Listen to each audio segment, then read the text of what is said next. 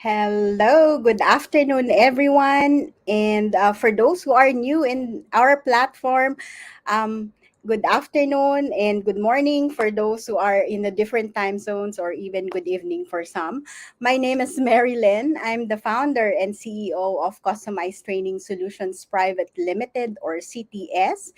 And we are passionate about helping leaders and organizations who are continuous learners and action takers to transform and thrive in all aspects by co creating customized programs with our world class resources. We have served over 3,000 leaders from 30 countries in different industries, and that includes Petronas, Sony Mobile, ProLife UK, Ayala Group, Chevron, Tencent, Jollibee Foods Corporation, and Shell, to name a few. The reason why we are organizing this is for us to be able to continue to add value and also to help leaders who don't know how to stay relevant and adapt to the next normal. Those who find it stressful to lead and ensure performance of a remote team, or right now is more of a hybrid team, I would say. And for those who are afraid that they can't keep their team or their business. So to be able to stay relevant and continue to lead effectively in any situation, please join us in every interventions that we actually create for you. And today, it's my great pleasure to introduce our leader, Awin Tavakoli. Awin is from Switzerland's leading business protection lawyer. She runs her own boutique advisory firm in Zurich and serves international clients by providing them exclusive advices in law and business. Owen's mission is to make law accessible and understandable to others and to help her clients resolve their disputes amicably and respectfully outside of the courtrooms. As a passionate speaker and educator, Awin is one of the first pioneer lawyers worldwide who started building a community and providing training and consulting around NFTs. And I'm super excited to bring her with me, especially she's also my lawyer personally and in my business. So, hi, Awin.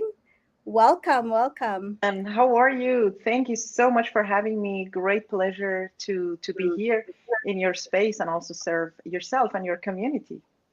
Wow, the pleasure is mine. And for sure, we will be able to add value to our audience through your message and through your sharing and experience. And so I'm super excited to also learn from you. So let's get started. And for those who are actually watching us live, please do, feel free to ask your questions, your comments. In the comment section, or if you, and now we're actually seeing like some live participants or audience, and thank you for the reactions while we are getting started. Thank you, William and Sophia, for giving us, William and Sophia, for the heart for the love, yeah, and that gives us more energy. Right, Awin? So yeah, let's get started. I mean, the first three questions I would ask are basically for us to know more, where or from which perspective are you coming from. The next 4 to 6 questions will be, I would say, the juicy part. We're both in the rock star industry rock star group or community, so that's the juicy part of the conversation. We have a And lot of juicy topics to talk about, Marilyn. I mean, I know you, exactly. I know your business. I served you also as your lawyer and consultant, and it is really a pleasure now to take you to the next level and get in that part of education and training, which is my very, very favorite area, as you know. Exactly. I know. That's why I'm super excited to have this conversation with you. And like, I don't really get to meet or see like lawyers who are educators as well, like you. So this is gonna be exciting. And again, the last 7 to 8 questions are, I would say, very open questions, and I'm excited to like hear from your answers and how you come up with those answers, which I would normally refer to as Miss Universe questions, right? So just to get started, please do share with us your leadership experiences, your influencers. Probably if you have like a favorite leadership style that or in who influence you in fact in why you are leading today the way you do? Marilyn, again, thank you again for having me, and thank you again for letting me share my experiences and expertise here with yourself and with your esteemed community group. So it's a great pleasure to be here. And as you know, I just arrived last night from a long Yeah. trip with an injured leg from the US, and but it just brings us to a point about integrity, actually, which is for me the most important component of a competent leader, actually, Mhm. how to lead properly and how to lead efficiently and with confidence and competence. It is that part is very much related to integrity, because as we know, and as one of my amazing coaches always told me, he said, work ethic eliminates fear. So today for me, the most difficult thing or the most challenging thing was to sit straight in front of a camera with my leg hanging on here. But I just thought, you know what? We made that promise. We announced this. We have to do it. Let us do it and go through the challenge. And that is what leaders out to do also in practice and also in their profession while they're responsible for other teams or communities. So getting started maybe with a little bit of my own experience and background, as well as you kindly introduced me to your audience and to your community. I'm a lawyer by heart and many profession and many other things also by heart and by practice as well. I come from an extremely colorful background, not only because of my nationality, where I'm based, where I have worked, and where I have always been traveling, and the places that I have switched throughout my personal and professional background. I come from a mathematical and athletic and also real estate and finance and teaching background. As a professional athlete, I knew how to follow my coach's instructions. So that was something that already taught me how to be also a good follower, because becoming a good leader starts with having been a great follower and staying a great follower for the rest of your life to those who are teaching you, who are coaching you, who are leading you also on a higher level. Because, the greatest leader, the greatest coaches, and the greatest advisor starts by being a great student and a great follower themselves. Because when we want to elevate and we want to excel in our life and in our businesses, we always need to still listen to those who are a few steps ahead of us. Mhm. The strongest and the most powerful and impactful people, still they are having their advisors and their coaches for their life and their business. They never stop learning and educating themselves. So that is what I wanted to just push ahead, that becoming a great student is where we can be and practice our role as also great leaders and great masters for others, who are a few steps behind us or who need our experience and influence as well. My experience actually starts with my childhood. This is something that probably, we have to differentiate between talents and skills. Talents is what we're born with, and skills are what we acquire on the way by means of education and also influence of our surroundings, like family, like society, like teachers, like co-workers and managers, and so on and so forth. So the list can go wrong. These are the acquired one, and the talents are already within us. I can say maybe I was born with that part of my talents to be a person who feels comfortable standing in the spotlight or staying in front or to represent others or to teach or to speak for others or to educate others. And great teachers can be great leaders as well. I'm saying Mhm. great teachers because we all have experience of having, like, maybe not good experiences of a specific field because the teacher was not so influential or so impactful, and it has probably changed the course of our lives. So therefore, I start with, as a child, as we were like put into groups, like for assignments or for games or to play something, etc. Automatically become that person who was rather in front or on the top of the group to take the lead. Say, okay, this is how we're going to do it. So let us do this, this, this, and suddenly the full group started like following and Mhm. trusting. That Mhm. is where great leadership starts. Leadership always starts with the high component of trust.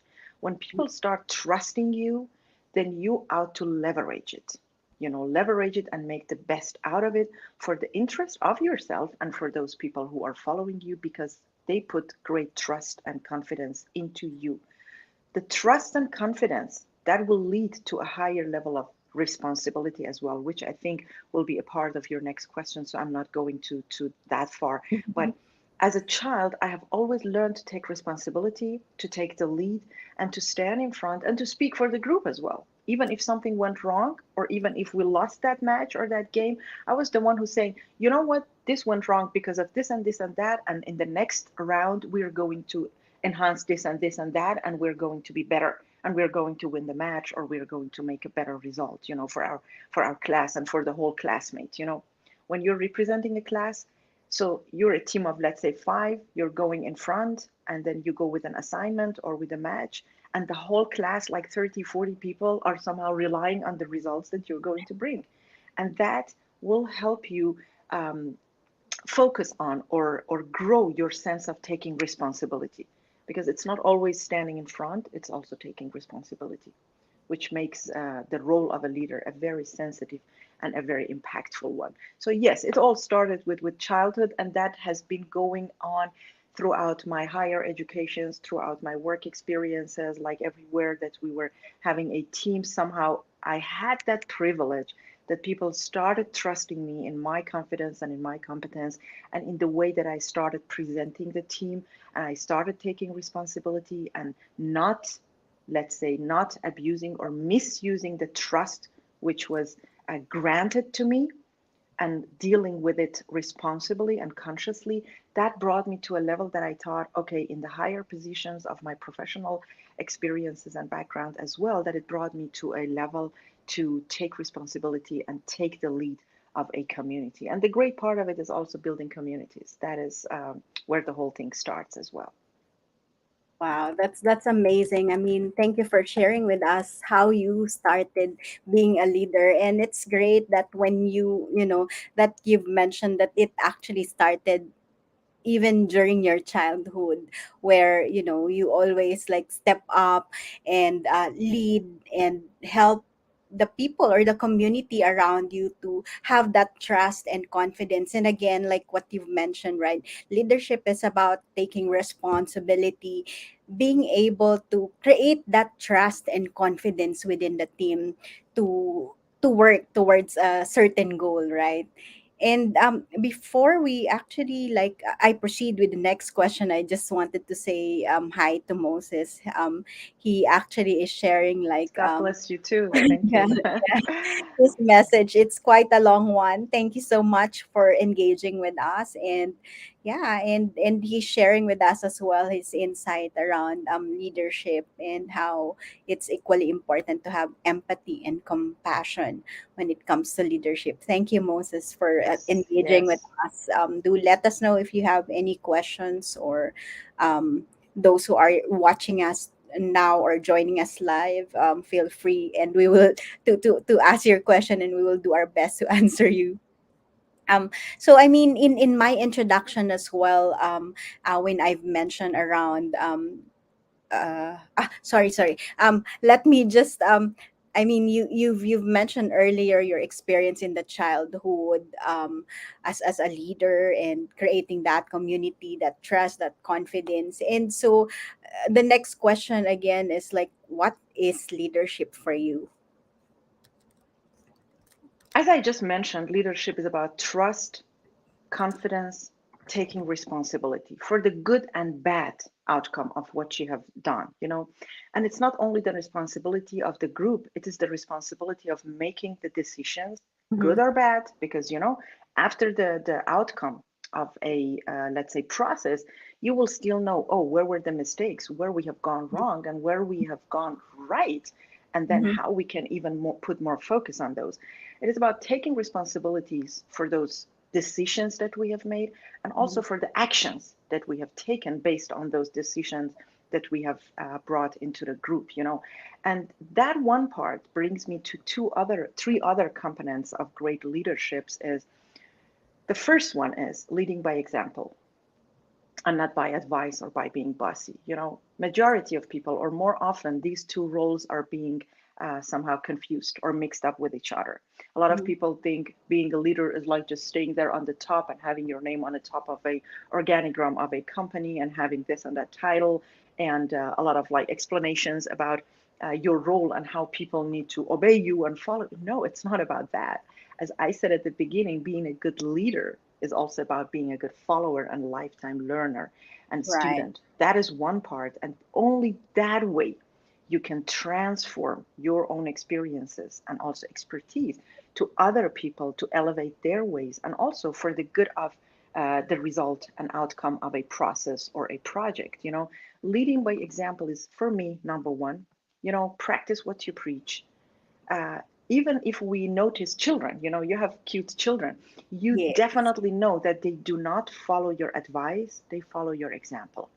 If you True. tell them what to do, they may not. But if you just act, the way that you want them to act, they just automatically record those and they will just give it back to you, you know?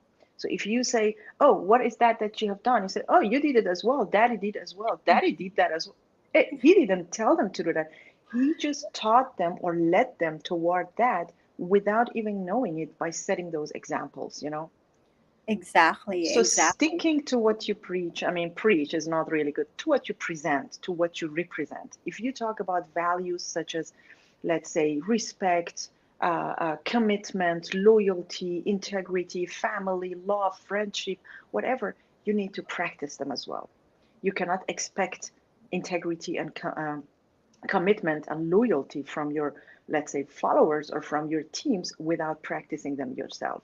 The way you just teach them must be in Mhm. alignment with the way that you're practicing it. I have two further components as well, which I'm just trying to make them very, very short. It's like great leaders can lead both from the back and from the front. Just imagine a great army. I don't want to, I hate bringing up like war examples, but talking about like old times, I mean, I just put this in a parenthesis.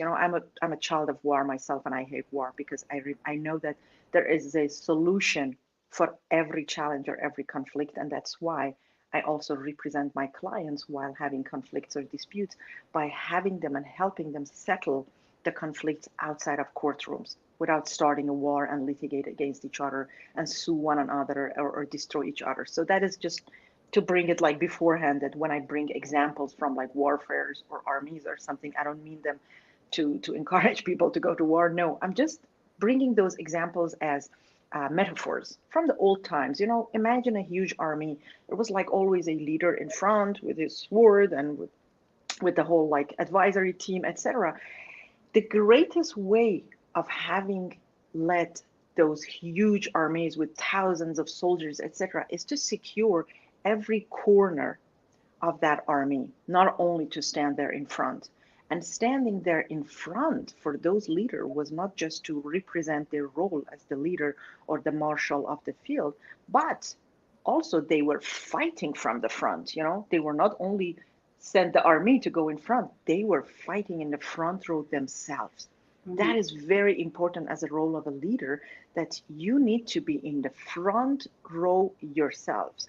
If Mhm. it's about a challenge, if it's about representing an idea, if it's about presenting a project, if it's about pitching something, if it's about negotiating something, you need to be there in the front line yourself and not just to hide yourself and send a team in front. No, that was about taking those responsibilities from the front. And the other component is to still be able to lead or to delegate or to assign other people to lead also from the backside of the team, to secure them and to give them that trust and confidence that nobody is going to be left behind or to be forgotten. Every single person in the team or in the community is going to be taken care of in case something happened. Coming back to that metaphor of army or something, sometimes those big armies, they were attacked suddenly from the back door.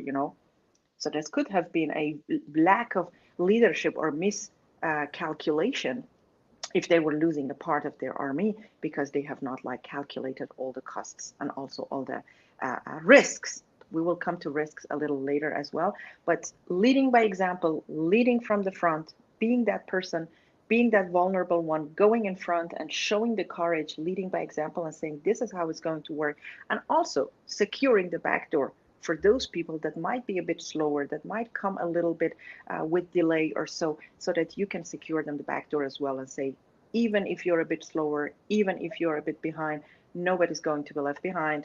Having an example of my own leg myself, I'm a sprinter, I'm a fast runner, but since 2 weeks, I have a problem moving myself. Mhm. And if somebody is not taking care of me, that I'm staying in the backyard, that is not about good leadership, you know. So that was just a maybe funny example, just to bring this question to an end. Yeah. And I really love how you've actually put it together in such a way, like as parent, like me, I have like three children and some of them are really small. And it's right that, we are a role model to our children, and we really have to lead by example, because again, they are not following what you say, but they're following what you actually do, right? And I really appreciate that you also highlighted how we have to be a continuous learner as well as a leader, right? Because I mean, that's part of staying relevant and future ready at the end of the day. So I mean, in my introduction as well earlier, I've mentioned, when that we there were changes that happened, brought about by COVID-19, although changes happens every time as well. But we've mentioned about, being able to respond or to be able to adapt to the next normal. So but for you, I mean, from your experience as well as a lawyer, how would you define or describe the next normal? Grabbing that part that you say, adapting to change or to the new circumstances, I would like to grab that quote from Charles Darwin that he said, uh, it's not the strongest or the smartest species that survive changes, it Mm-hmm. is the most adaptable ones. Mm-hmm. So the whole component of new normal, old normal, transition, current normal, if we just see ourselves as species adapting to change, and that embracing that every day or every hour can bring us something new while we are preparing ourselves, that is something that already backing us up that we are ready for change. You know, coming from a country of constant crisis myself, I have learned, we have learned, we were forced to learn. You know, you never know in the morning when you wake up whether you need to face inflation, corruption, revolution, war, bombs, COVID for me personally. Of course, it's been a disaster to the world somehow. A lot of people lost their loved ones. A lot of people got into health problems. Some people lost their existence, their jobs, etc., etc. So setting aside those negative parts, which we can consider as losses or damages, we can see also a positive side that brought to the whole world and to the humanity. It somehow forces us to split or to let go of those habits or those lifestyle or those mindsets which were brought to us or ingrained into our brains and into our mindset by the, let's say, uh, uh, industrial revolution. Now we are Mm-hmm. facing the fourth one. We are transitioning into a new era. And actually, looking at that side of the mirror or that side of the, let's say, coin, how we call it, is we can call ourselves very fortunate people to be alive during this historical period. You know, 20 years ago or 20 years later, the world could be very, very different, or maybe staying on a stable path.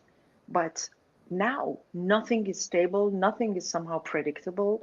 And that is actually a heaven for people who love change, who are dynamic, who are not resistant towards the new. And when you're talking about new normal, that is what I would love to emphasize on that as well. A lot of Mm-hmm. people are saying, what is the next chapter, or when are we going back to those old times? Nobody is going back to old times. We're always moving ahead. We're always moving forward, either we want it or not, because we cannot stop the time, we cannot bring back times. So we're not going back to any old normals anymore. So that is something that is good news or bad news for some people who are really who have difficulties, you know, to let go of old times and adapt to the new times. I can only tell them that the great thing is about the new times, first of all, is that uncertainty and unpredictability. Why I say it's a great thing?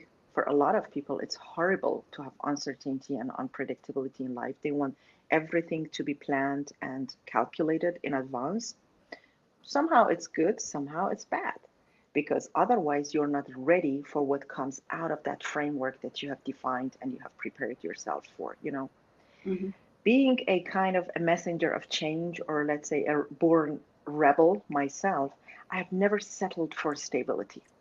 I've never settled for status quo. And I've always challenged everything that was put in front of me as an assignment, as an homework, as a project, not because I did not believe or I did not trust the person who was bringing that to me. It could be my father, my teacher, my line manager, my coworkers, but I started being a person coming from always a mindset of uncertainty. You know, the moment you're certain, you stop to grow. And that comes from my background as mathematician and education of my statistics and mathematics, because law is just a fraction of my life. That was my second career, actually, or even third or something like that. But my education before was mathematics and statistics. I mean, I come from that field. And feeling like nothing is absolute, nothing is actually certain, like also the mathematicians, that's how they think, or physicians, I mean, people in the field of, sorry, I said physicians, in the world of physics, you know, or just in every science actually in the world. I am representing the mathematics because that is where I come from. The great thing about those mindset of those great mathematicians or also philosophers was that they were never advocating something as absolute. They were always coming from a thesis, and the next one was coming with an antithesis. And this chapter or this chain was just continuous. They never said, this, what I'm saying, for example, that one and one are equal. They never said this is absolute, because in 10 years or in 1 year, another scientist can come and say, actually, one and one are not equal because, and you know, you start to challenge, to question, and also bringing up reasons and logics for whatever you represent. So that is what brings us actually to this part of the new normal, or the next chapter of the normal. There will be no normal. I mean, I hate the word normal. I'm sorry to say that, because I was never a normal person, and I like normal persons as well. But that is what makes us different. You know, if all of us are normal or abnormal, then the world is super boring. If everybody's a leader or everybody's a follower, the world is again becoming boring. And everybody's an entrepreneur, how can we find great employees? If everybody's employees, how can we get into entrepreneurship and, you know, bringing changes into the world? So the great thing about the world is the diversity is making it Mm-hmm. exciting and interesting. So I'm not, let's say, bringing some other roles down or some other roles up. I'm saying the whole world function with different roles, different mindsets, different backgrounds, and the differences and the diversities between amongst the people. So that is one part that we need to respect. And the inclusion is actually the name of the game afterwards, to bring everybody as a part of the game. And Mm-hmm. what brings us to the new normal is that we need to live with lack of information for the future. We need to embrace the change while we do not know what is on the other side of the wall. That brings us to 2 points actually. Embrace the change the way it comes. Secondly, prepare options.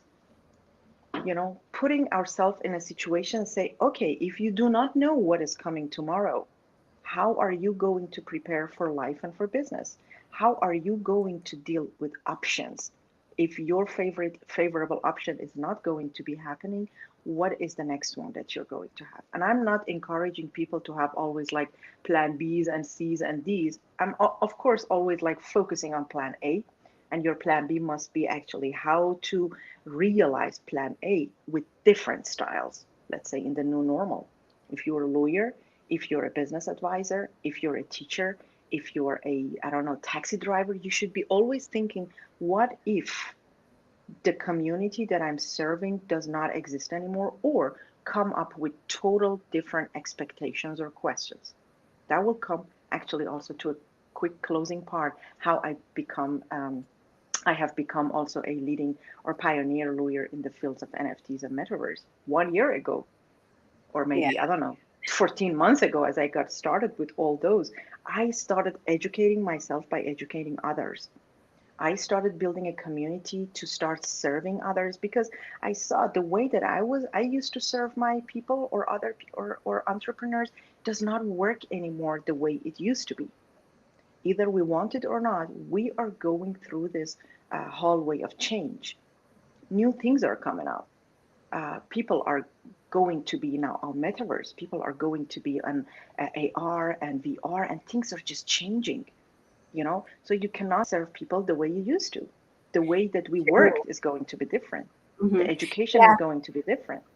Yeah, thank you. Thank you so much for sharing that. I mean, you've spot on how you actually define the new normal or the next normal, right? And again, like what my takeaway here is really all about being able to embrace the changes, the uncertainty, and as well as the unpredictability of like what's happening. I mean, and it's a great reminder as well as you've mentioned that the past or the previous normal is not gonna happen or is not going to be back anymore, right?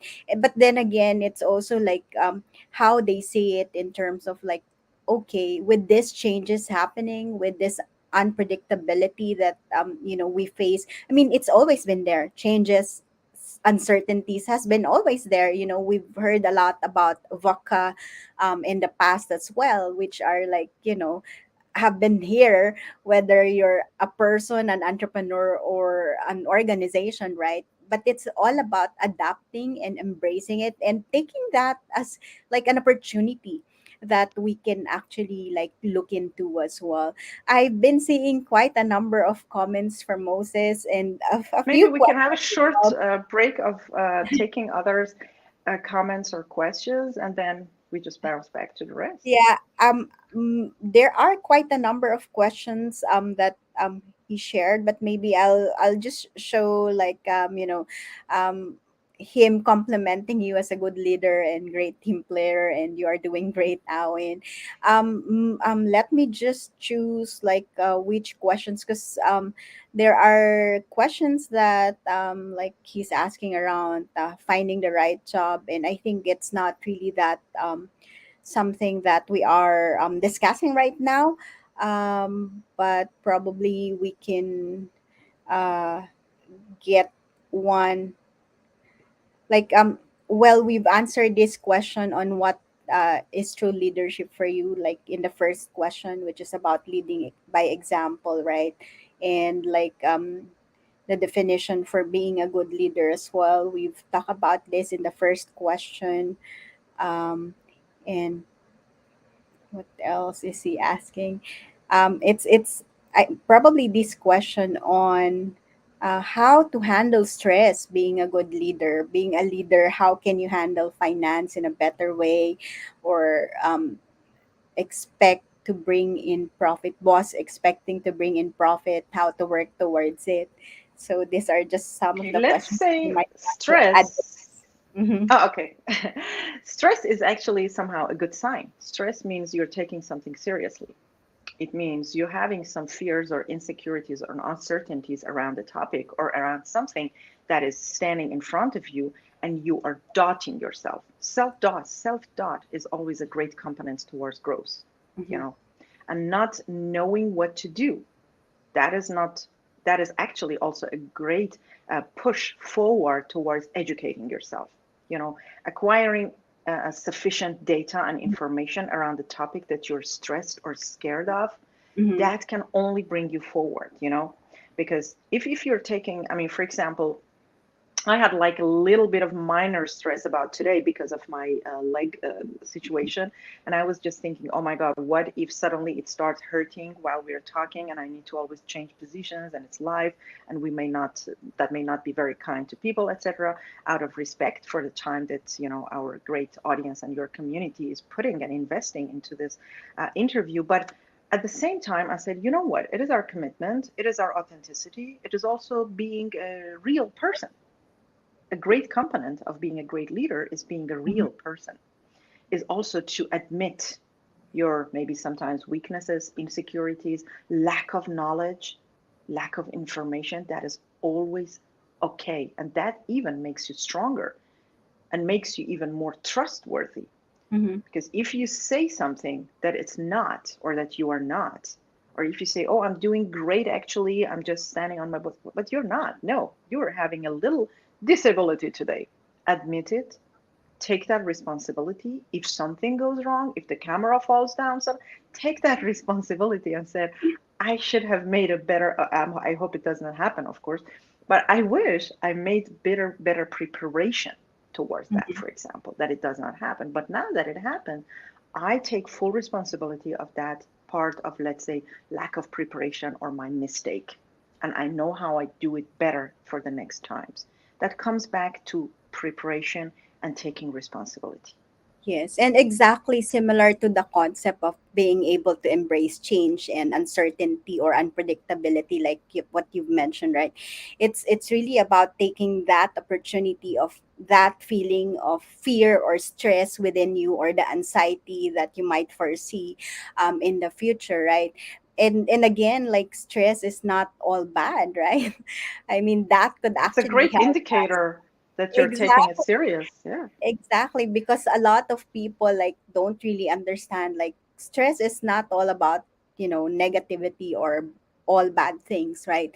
It's actually something that could also help us respond in such a way that, we can perform better and all those stuff. And again, like what you've said, it's all about preparation in the end, and taking responsibility and having that authenticity as well, that I'll be whoever I am, so that I don't really have to, like, pretend to be someone else and all those stuff, right? So thank Something, you so Maren, much. and one little point on Mhm, that I am myself, or I am who I am. mhm, That was actually a part of my Women's Day, International Women's Day message. Maybe you saw it on my social media as mhm, well. I really encourage people, not only if you want to be a good leader, but if you just want to be a good, trustworthy person. mhm, It's not always about having a position of leadership. You are mhm. leader of everything, actually. You're leader of your life. You're leader of your home. You're leader of your job, of your closet, So you have this position in every aspect of your life. You don't need to have always a team of 3,000 people to call yourself a leader. Mhm. But for that, my message was also embrace all sides of yourself. Mhm. I have True. never been let's say, traditional, or let's say a classic lawyer, to be put in a cluster of this is how lawyers look, this is how they talk, this is how they practice. I started from the very first day to set up my own practice the way I want it. And that's why I never settled in a kind of like employment relationship for much too long. Was a part of my nature was to embrace the real person, and to embrace and to represent all of you. If you are great in music, if you are, I mean, for example, that's why I came into NFTs so strongly, because by heart I'm an artist as well. So it is not only that I say, oh my God, what a lawyer is doing in NFTs. Oh, I create art as well. And I know also the risks and the challenges that are also connected to every new trend that is coming to the world. And then that is the great way of being a leader. You need to serve your community. As Simon Exactly. Sinek always say, being a servant is actually being a leader. It's not about being bossy or ordering people or people obeying you. It's about going in front, making your hands dirty, and doing the work also yourself, and serving that community. That comes actually from that part of embracing all sides of you. You put it on Exactly. very good, and thank you for that reminder. Yeah, thank you. Thank you so much for, for expanding it further in terms of like how we can be a leader and how can we be of service to our community and to others as a leader. And it could be anyone again, right? And so that I'd like to move towards to the next question, which is like, I mean, I know that you have been working in the corporate world in the past, like you work with banks and you were even like an educator as well yourself, right? So and now And that you're was very funny, Marilyn. Even an educator. I've been always an educator. oh Even an yeah, educator. exactly, No, exactly. that And was it's very, very interesting. funny. Yeah, and it's interesting like how you are even incorporating that in, the current work that you do, because it's not that common when you say like lawyer, you don't usually like hear like lawyers who are also like educators or would with even that, you know? explain as much as you do, right? Like Yeah. I mean, when we worked together, I was like, okay, you made me understand a lot of the components within the contract, which I don't normally, like, not a lot of lawyers would explain or bother to do so, right?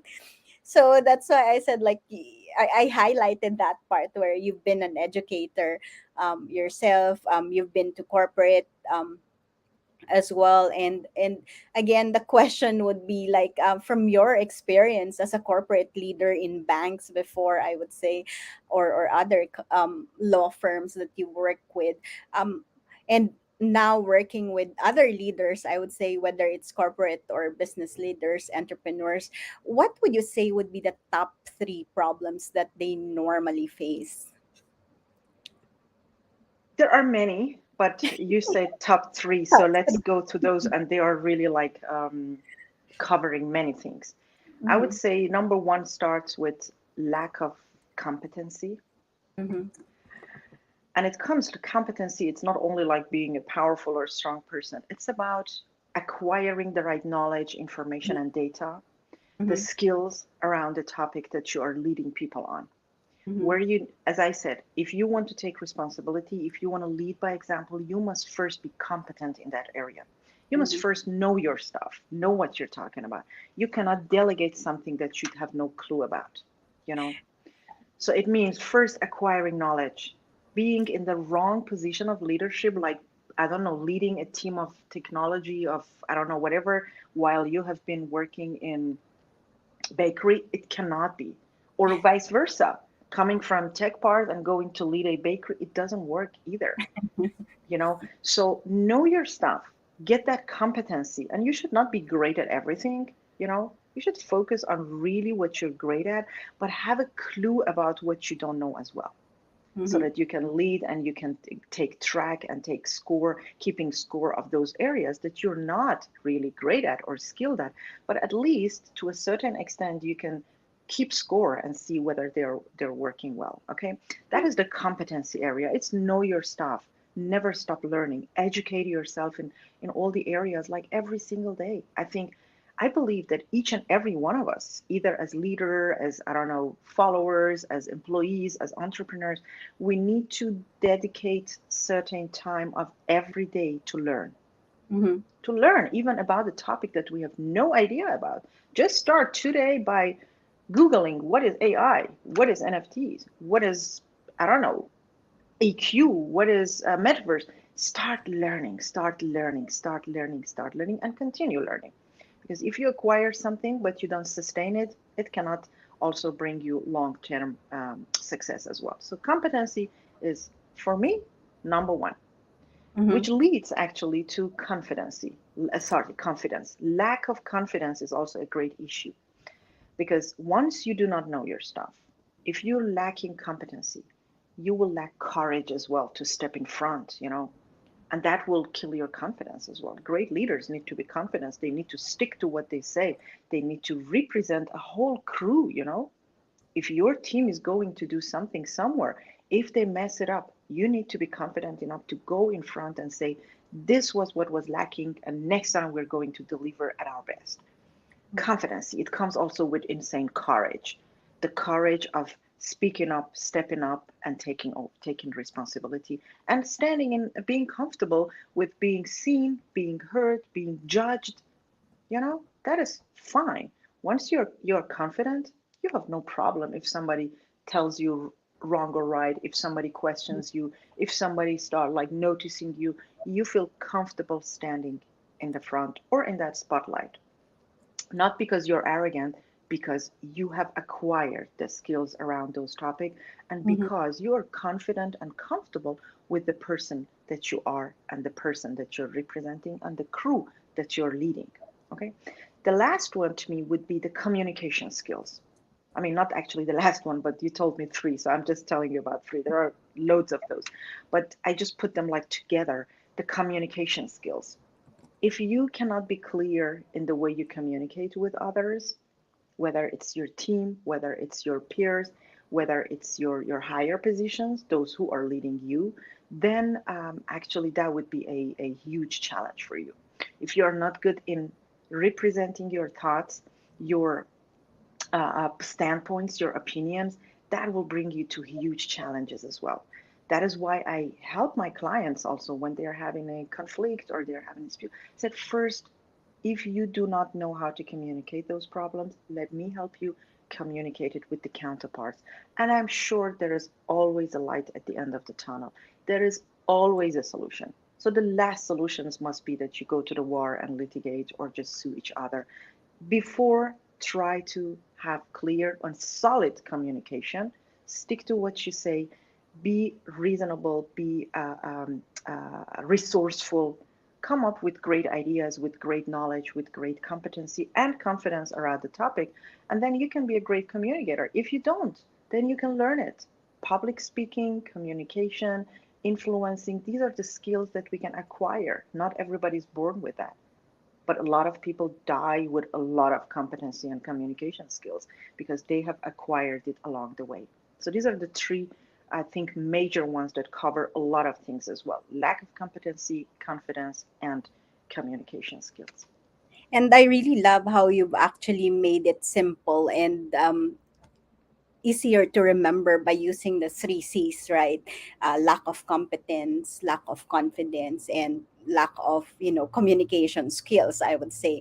And again, communication has always been like the issue for most people, right? I mean, they said 6 out of the 10 leadership skills that are lacking are actually around communications.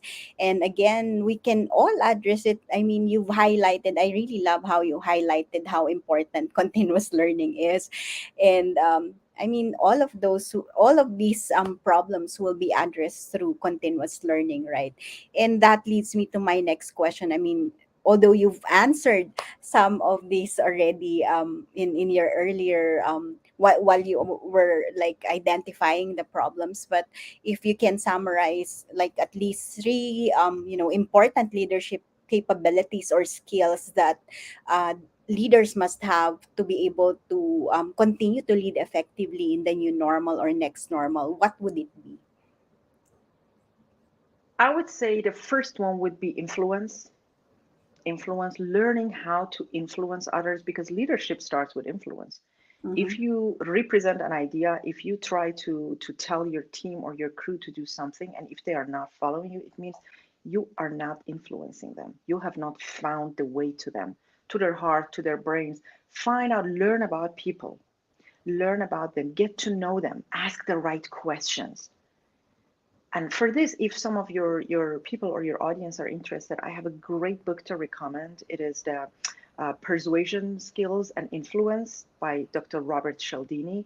It is written pretty raw and dry, but it is a book worth reading for every leader or every follower. It is Mm-hmm. the art of how to get people comply to what you ask them to do. Of course, for the good, because there's a difference between influence and persuasion and manipulation, the difference Exactly. is between the purpose that you're following. So if you're doing it for good purpose, for them, for their interest, for your interest, for the interest of the project or the purpose that you are trying to accomplish, then it's about influencing for good and not for let's say self-centered manipulation. That is the Mm-hmm. art of influence. And the other one would be Mm-hmm. strategic thinking, and having always uh, plans and preparations in your menu.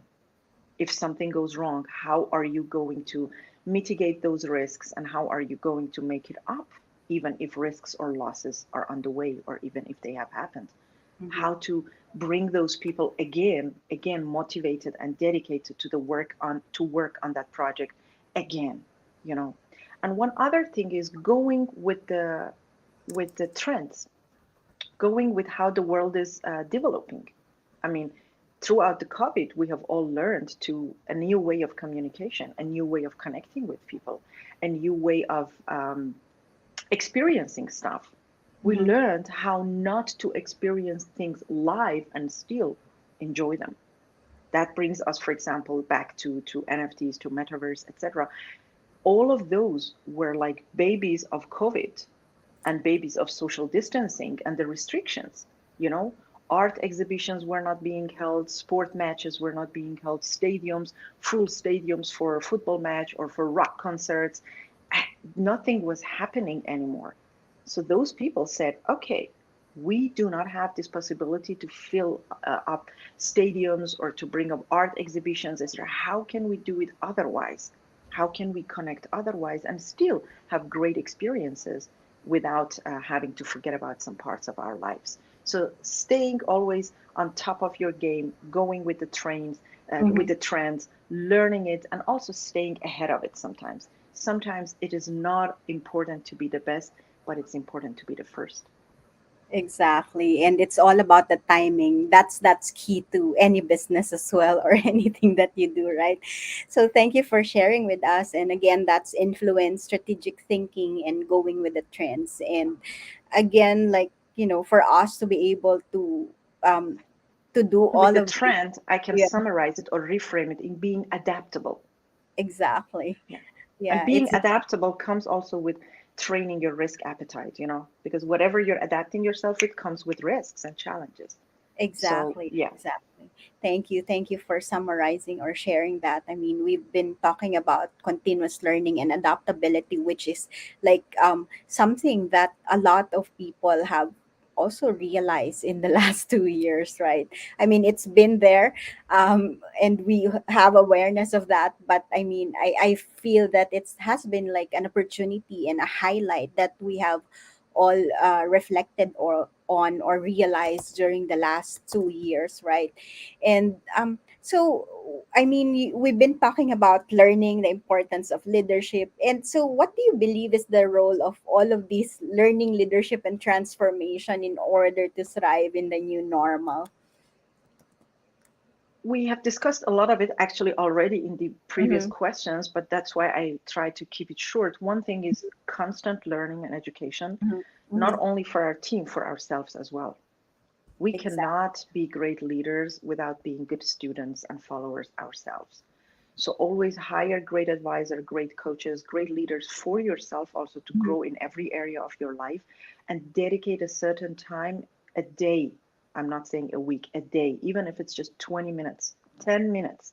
Start your day by learning a little more about personal development, how to become a better person than your yesterday's version, not than other people. That is very important. Stop comparing yourself to other. Compare yourself with yourself of yesterday, and things are Hmm. going to be great. So that one is the constant learning and education, not only Hmm. for yourself but also for your team. Because if you help your Exactly. team to grow, I always say, do not train your followers to become better followers. Help them become your competitors, Hmm. help them grow so well and so strong that you can say, wow, now you're competing with me. That's great. Take over the role and I'm going to go to the next level. So that is one part. Sure. Yeah, and it's interesting that you mentioned that, because like a lot of leaders are sometimes like, instead of really like building their team or more leaders in their organization, they tend to not only compete but probably like feel bad that their team members are doing better or doing well. I mean, again, like what you've said, and it's a great reminder for everyone that it's really like about um, comparing yourself to your past self rather than to others, right? And that's a great reminder that you've mentioned, because at the end of the day, you are only competing with yourself and not with others. And I guess that's also where most organizations do, I would say, lack or fall apart in terms of like building more leaders or succession planning because of this um, understanding or like fear of Maybe, yeah. you know of Misperception or misconception. exactly that they have to compete with their team members, or that we're better than you because we're the leader and you're just a follower and all those stuff, I guess. But Yes, again. Marilyn. And Mhm. that comes actually going back to our other questions, it comes with lack of confidence. If you're Exactly. confident enough about what you are and who you are and what you know and what you don't know, you will never fear somebody to compete you. And you will never Exactly. start like suppressing your team members. You start like helping them flourish and empowering them. If your circle is powerful, that will elevate yourself as well. Right. And as a leader, that's what we're supposed to do, right? To elevate everyone in our team. Like what you said, it's all about building, flourishing everyone within your community, within your team for that matter, right? And that what real leadership is. So before I proceed to the next question, I just You wanted to said thank three you. points. I add one more point just to that Mm-hmm, question. mm-hmm, Um, Encouraging authenticity and simplicity. mm-hmm, As we just mentioned, so I'm just keeping very short.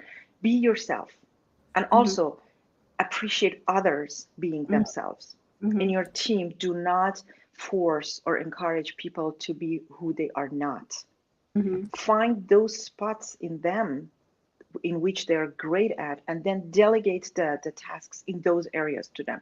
And you will see how they just, skyrocket the performance. mm-hmm. Help them get those kind of sweet spot that they are great at, identify those by studying them. That's what I said at the beginning. Also learn to communicate with people, ask the right questions, get to know them, show that you're interested in them, in their lives, because then you can highlight and discover the strengths and the weaknesses of them, and you know exactly where to encourage them and educate them. That would be those Mm-hmm. weaknesses. So that would be those growth areas. I don't want to call it weakness. I want to call it them growth areas with potentials. And those areas of strengths is that where you can stress on, say, okay, you're great at this point. You're a great presenter. You're a great communicator. So you take over the presentation for the team. You are great in tech. You're great. Okay, do that back office and those parts with the tech areas. But if you want to also learn about presentation and public speaking, let's work on it. So those areas you can create the balance by empowering people and be simple. As Einstein always said, it's not smart to be complicated. It's smart when you can teach and explain something, a complex thing that a 6-year-old child will understand it. Make things understandable and accessible. That is what I also tell always to my fellow lawyers. You cannot be more respected and more credible by making things more complicated.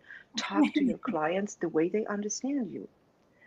Exactly. It's all about, as a leader, it's all about simplifying things for everyone, right? To make it, to make sure that people are understanding what you're trying to say, especially, not using a lot of jargon, especially for people who are not practicing the same thing as, especially for the technical side, right? So, again, thank you so much, Moses, for engaging with us, and he's saying thank you for the ideas and thoughts Thanks that for engaging. you are sharing with us. Thank you, very engaging. And I'd like to say hi as well to Desmond for dropping by in our live session today. Thank you. um, Yep. And also I'd like to move towards to our last two questions, which is for the number seven question, and a very interesting question, I would say, is that if you have a magic wand and can use it, what would you do with it? I would make a funny move and just stop corruption and wars in the world.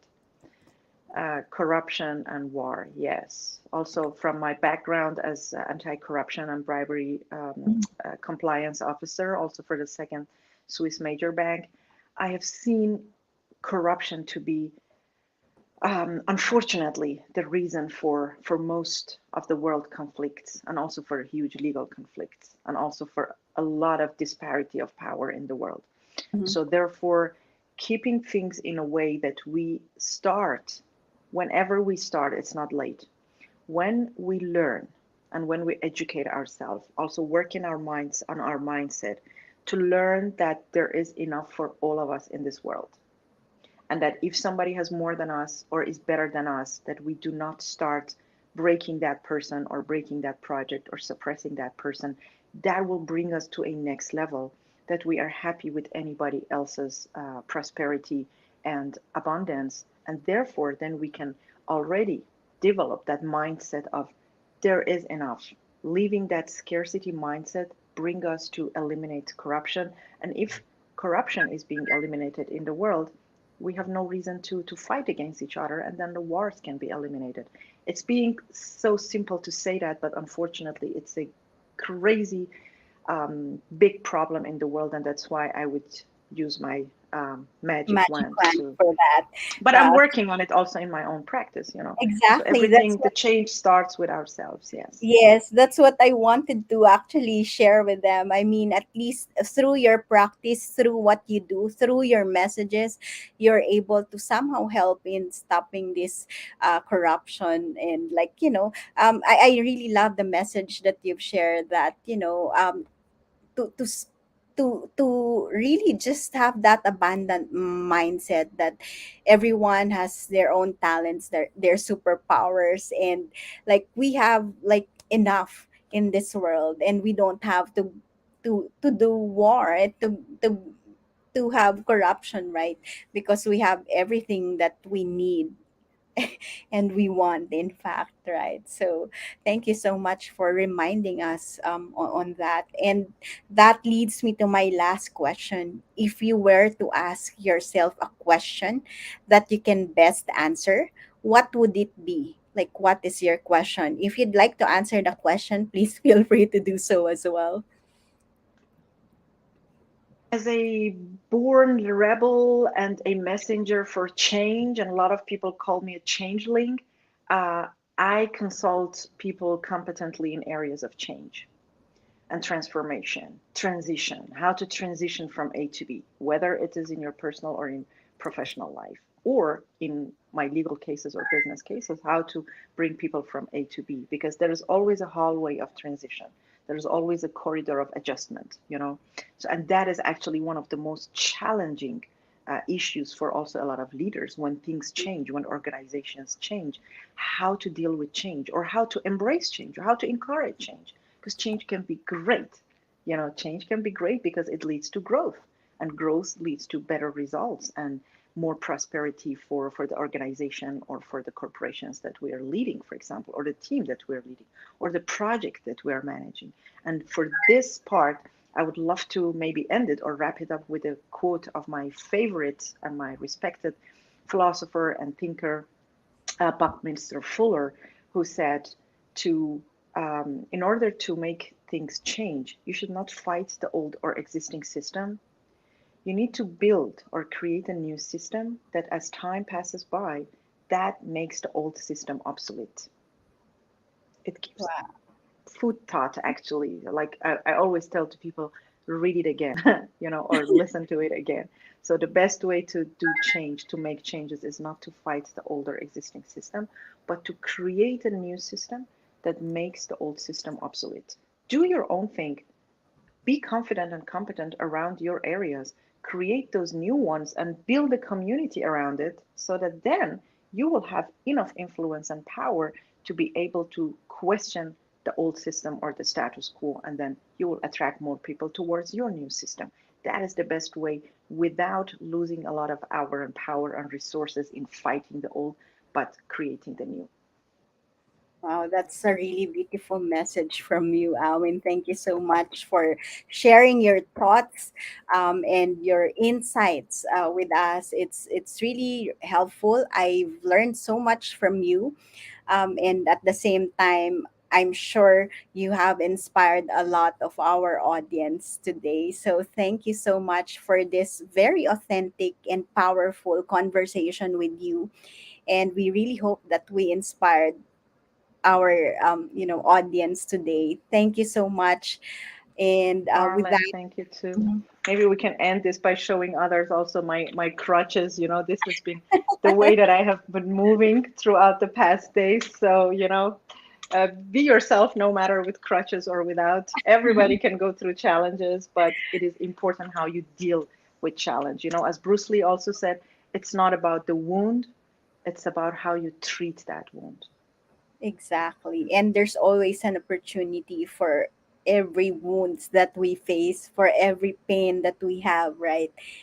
There's always an opportunity for us to be to transform and to be better, right?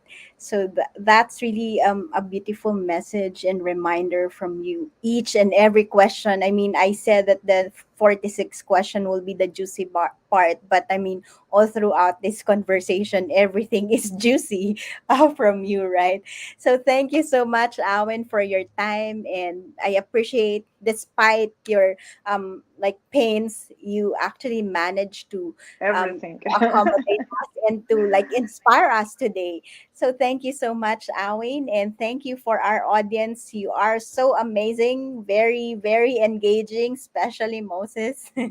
And thank you for following us as well, Desmond. And yeah, with that, we would like to actually thank everyone who's watching us, and even those who would watch us for on a replay. And again, it's always about us working together to create a better opportunity for everyone, to make this world a better place to live in, right? And remember that even the richest investors in the world say that investing in yourself is the best investment you can ever make in your life. So with that, we would like to leave you with this quote, that if your action create legacy that inspires others to dream more, learn more, and become more, then you are an excellent leader. Thank you so much, Owen, and thank you, everyone. Have a great day and stay safe, everyone. Bye for now. To Marilyn, thank you so much for leading by example, for bringing knowledge to other people and helping this world to be a better place as well. Great, and greetings from Zurich, Switzerland. And I also wish everybody also in the audience and your community all the very best. And you can always also reach out to me in social media. This is my name, Awin Tavakoli. You can find everywhere. There's only one in the world. Wow. Thank you so much, Owen, and stay in touch with us, connect with us, and let us know how we can help you. Thank you, and bye for now.